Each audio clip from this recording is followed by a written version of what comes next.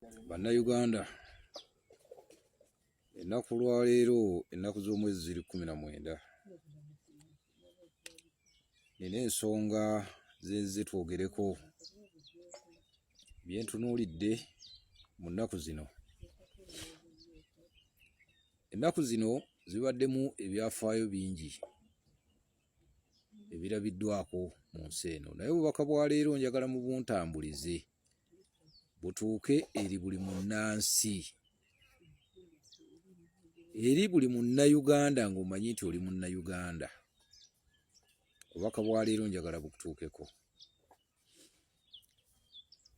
Ennaku eziyise natunuulira abasirikale abaaleetebwa nga fulaaga y'eggwanga eno tebagiwa kitiibwa.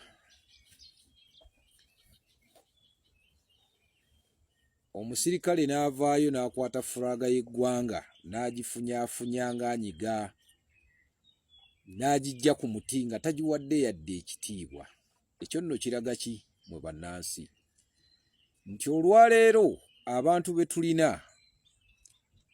nabategeezaako emabega nti M23 we bali wano, naye bakyalemeseddwa okubaako bwe baggusa ensonga zaabwe. Naye nga mumanye nti tudiiringa na M23, wabula baddira Omuganda oba Munnayuganda ne bamuteeka mu basajja abo ne bamukulembeza akola effujjo.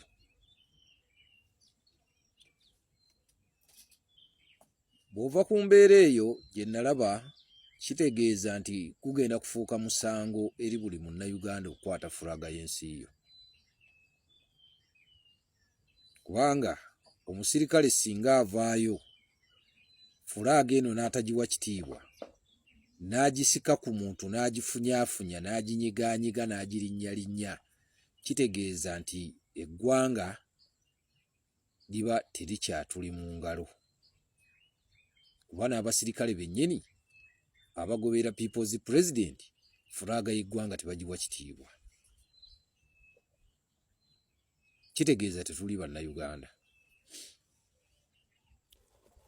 Bwe nva ku nsonga eyo eya fulaaga y'eggwanga ogityoboola, wiikisi zino eziyise zibaddemu ebikwekweto eby'enjawulo n'abatrayininga ab'enjawulo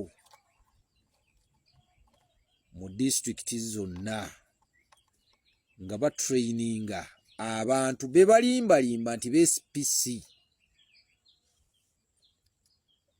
Baana mmwe mwenna abaagenze mu nsonga z'SPC kambabuulire ekintu kimu. 89 ab'LDU bwe bateebwa abataafuna musaala, abasinga bwe tutambula mu kyenda awo baagunjaawo akabinja ak'SPC. Akabinja ak'SPC akaagunjibwawo ne kabeerawo nga kakola emirimu nga balowooza nti kali under poliisi, naye ng'era kali awo mu bbanga.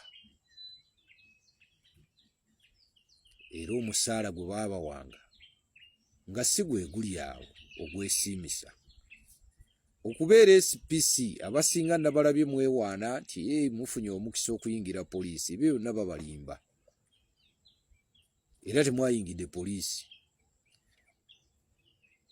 Ku biseera bya Kayihura bw'abaddewo alina naye ekibinja kye yateekawo. Kati olwaleero babakomezaawo nga b'SPC, naye embuliefinga gye baba buliefinga yonna yakukosa bannayuganda. Naye mwenna njagala mumanye ekintu kimu. Nzize mbategeeza mu vidiyo eziyise ndi Museveni alina ekintu ky'abala. Ky'abala kiki? Abala Masaka eyali e Rwanda okugikomyawo wano. Kyolwaleero mwenna nzize mbatunuulira yonna gye babatrayininga ekintu kimu. Kitegeeza ayagala mmwe mutandikewo riot, mutandike okutemagana mu muttiŋŋane. Olwo ndi ku mmwe mwenna be baatutte nga babasuubizza ensi n'eggulu nti muyingidde SPC. Mukama wange gwe yayingidde SPC buuzaako ku baalimu bameka abaasibwa poliisi yennyini okuvaamu okusiba. Abasinga mugenda kufundikira nga muli mu makomera, abalala nga muli bafu. Mwe baalimbye nti muyingidde SPC. Ensonga kisijja girwako nnyo SPC kangiveeko. Mbawa ku byendabye okuva ku Mande okutuuka olwaleero. Olunaku olwokutaano ng'ennaku z'omwezi 19. Olwaleero olunaku lw'eggulo Mukulu Museveni yavuddeyo n'abategeeza mmwe bannansi. Olwaleero njagala mumanye nti tuli ku rule of law. Tuli mu mbeera ey'amagye nti kati ge gafuga eggwanga lino. Mukulu Museveni yabagambye nti temugeza ne mwepanka. Buli musirikale alina amasasi 120. Tubale nti amagye muli emitwalo 10, abantu population y'abantu buli obukadde 5 buli omu alina amasasi 10. Kitegeeza mugenda kuttaka abantu benkana ki? Ekyo kintu kyangu ekyokubala. Buli omu olina 120. Mulowooza mugenda kutta benkana ki? Mu bigambo bye yavuddeyo, buno obubaka bungendere ddala ku bannamagye, mwenna abali mu poliisi nammwe abali mu magye, abali mu prison. Mukulu Museveni yavuddeyo n'abategeeza nti mwe gye mulina okusula mu obwo obuyumba. Mulina okusula mu obwo obuyumba. Ebyo byabadde bigambo bye. Wabula kyalina okukola ggula mmundu zibeere nnyingi musobole okukuuma eggwanga. Naye mbabuuza mmwe abasula mu obwo obuyumba, waliwo famire ya Museveni esula nga mmwe bwe musula? Gwe wenna omusirikale ali eyo, abasinga mutambuddeko babatutteko mu mawanga ag'enjawulo. Mutunuulira amagye gasula gatya? Wano kiki ekitaliiwo ekitasoboka kuzimbira magye? Kubanga mu ggwanga tetulinaamu lutalo, wabula abakuumira awo mubeere n'entalo.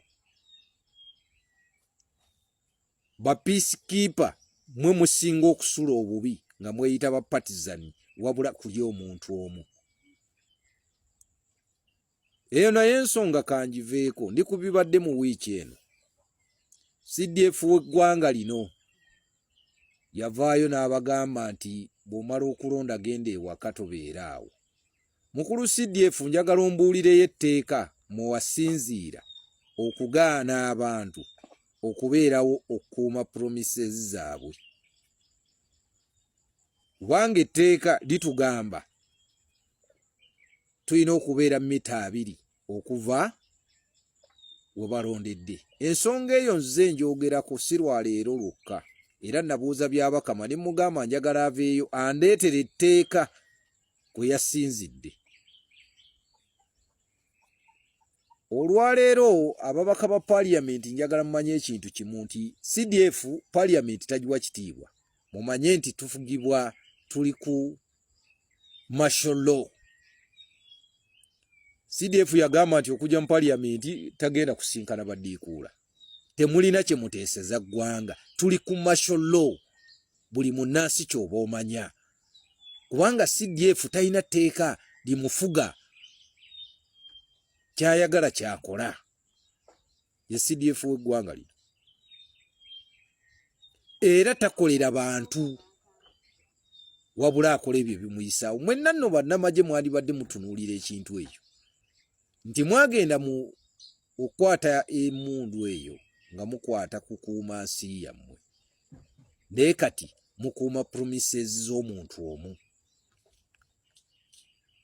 Olwaleero bannayuganda njagala mbabuuse lwaki abantu bano boogeza amaanyi.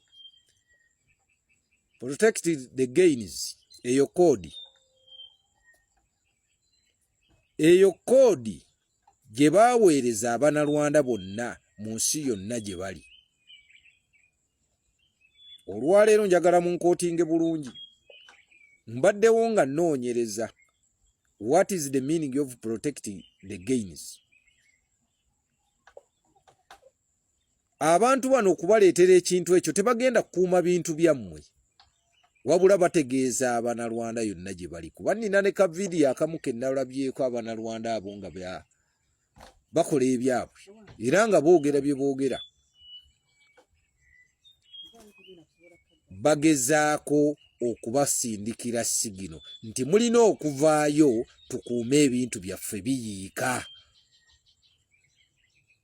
Abantu bano beeteefuteefu okutta bannansi.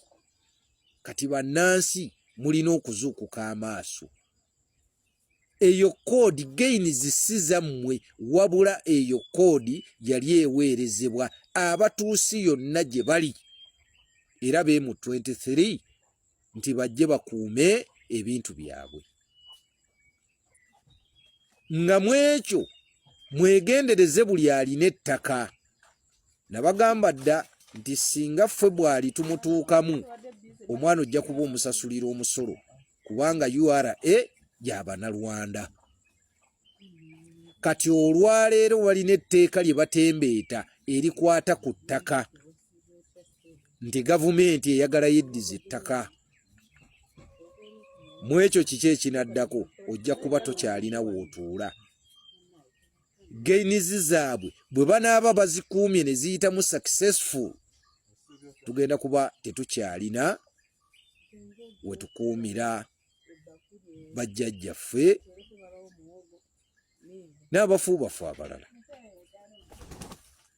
Naye olwaleero mukulu Museveni kankuzeemu we twabadde ettololo nakugambako dda nti fulaga y'eggwanga eno era atwalibwa ng'omukulembeze ye People's President Ngobi Kyagulanyi Mitembo. Ebikolobero byonna bye mwabadde muteeseteeso mutuusaako mukulu Museveni ekyo tokifunangako. Crested Crane neevaayo neevunnama ku hotel omukulembeze we yatuuse. Mwamuwerekedde mutuusa ku hotel we yasuze ne mwagala mulondoole paka ne mu kisenge waasula. Naye akabonero ke walabye nga Crested Crane eyo etambudde ze ku ssaawa ez'ettaano, kiki kye walabye?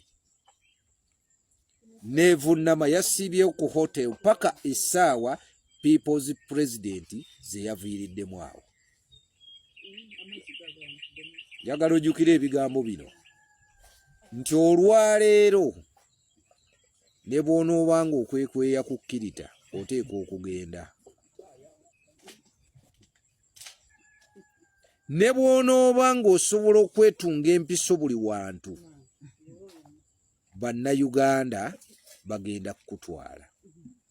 Olwaleero okutiisatiisa kwonna kwoleese naawe wennyini okimanyi nti ekituufu tokyasobola bantu. Olwaleero kanzire ku basirikale eyo nanvuddeyo kuba nandagga nnyo nzijanjabulamu ku bifudde mu wiiki eno. Abasirikale mufuna emitwalo 4. Emitwalo 4 egyo gye mufuna bwe babatwala wonna Kyagulanyi waalaga emmere bagibaleetera mu bibakuli mu bibaketi ssaawa 11 ne bakuleetera emmere okuva ku makya oli eyo otambula ku Bobi Wine. Naye mukulu Museveni waliwo abantu abeesimbyewo ku kaadi za Nuupu, buli muntu amugula miliyoni 3. Buli muntu amugula miliyoni 3. Wabula ggwe agezaako okutangira ebyo eri omuntu abalwanirira bakuwesasula emitwalo 4 omwezi ate ng'osula bubi. Mukulu Museveni emabegako nagamba nti Bannayuganda tebeetaaga bingi. Bannayuganda beetaaga ddembe lyabwe. Bannayuganda beetaaga okufuna buli kintu nga bakifuna kyenkanyi. ebyakutwala mu nsiko wagamba nti bwali busosoze. Naye kankujjukize nti ku Obote abakakwa baali bangi wano, ku Amini abanubbi baali bangi wano. Guno mulembe gwo abatuusi bayitirivu. Naye oyinza okunoonya mirembe giri abantu abo baalaga naye nga gye bali, mwanattu gye bali, naye baasirika. Gwe olwaleero okoze buli kyokola. Bannayuganda beetaaga okufuna amasomero amalungi. Bannayuganda beetaaga bamaama okuzaala nga bazaala bulungi. Beetaaga eddagala mu malwaliro. Bannayuganda beetaaga emirimu gigabanyizibwe kyenkanyi. Naye gwe otwala nti mwekka mmwe mwasoma, n'ekyo tukiddayo.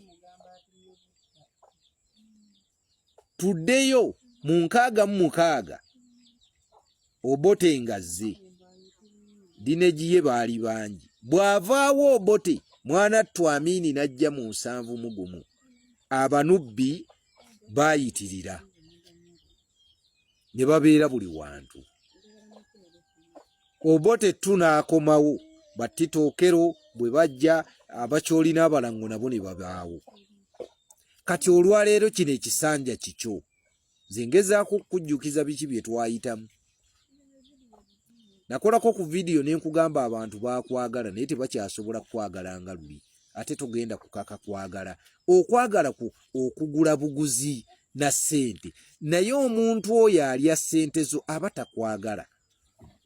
Newankubadde bazirya. Kikuba ensonyi Mukulu Museveni nti okwata miliyoni 3 obigula omuntu omu, naye nga mwogulira omuntu oyo temuli ddagala mu malwaliro, amakubo mafu. Eyo sijja kivaako. Kanzire kana akawala ka Anita Amongi. Anita Amongi Museveni akwenyumirizaamu. Naye tugamba today is me, tomorrow is someone else. One day you will regret what you did. Olunaku olumu ogenda kutandika okwejjusa. Kubanga ate Anita Amongi nkusansidde, sanction z'olina mpitirivu, toyina nsi gy'ogenda kuddukiramu. Teriyo. Nina akawala kuno kenze ndaba mu wiiki eno, Natasha Museveni. Avaayo n'abagamba bannansi buli omu nsobola okuwa obuyambi bwa ssente. Era kwali okwo bangi abamufollowinga nga bamusaba obusente. Natasha, olwaleero mwe ba biliyoniya era mugabira abantu ssente. Era message eno njagala ekutuukeko. Kuba ebiseera ebisinga kometinga ku message zo nkugamba ekintu kimu, tetwagala bingi, twagala freedom, twagala ddembe. Tetwagala ezo ssente z'ogaba, twagala just freedom. Nabagamba nti Solomon Kanute yali eyo mu 1800 before ndowooza ne gundi oyo yali tannaba kutuuka Nelson Mandela. Solomon Kanute yagamba Abangereza nti nammwe tusobola okubayamba. Natasha, nkugamba ebigambo bino. Mugambe ku kitammwe ne muganda wammwe mwannyinammwe, tusobola okubayamba. Naye awatali ekyo bannayuganda bagenda kusigala nga balwana. Ate bagenda kumeruka buli olukya paka lwe balifuna eddembe lyabwe.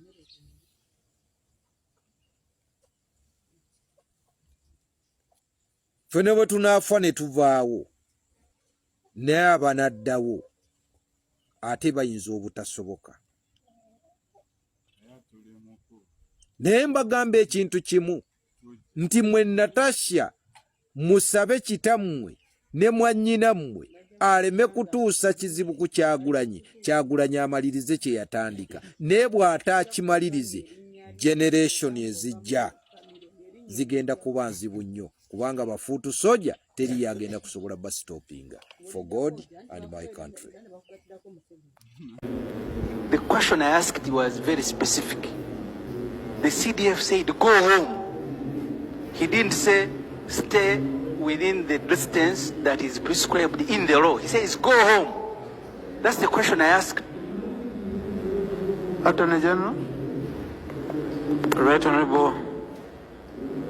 Honorable Speaker, Honorable colleagues, I'm advising you as the Attorney General. I'm not advising you as to what anyone said outside this house. I am telling you, you cannot stay at the polling station after voting. You stay a distance allowed as per the law. Thank you. Maybe he meant those whose homes are 20 meters away from the polling station. Yeah, you go home. Now, colleagues, we need to go.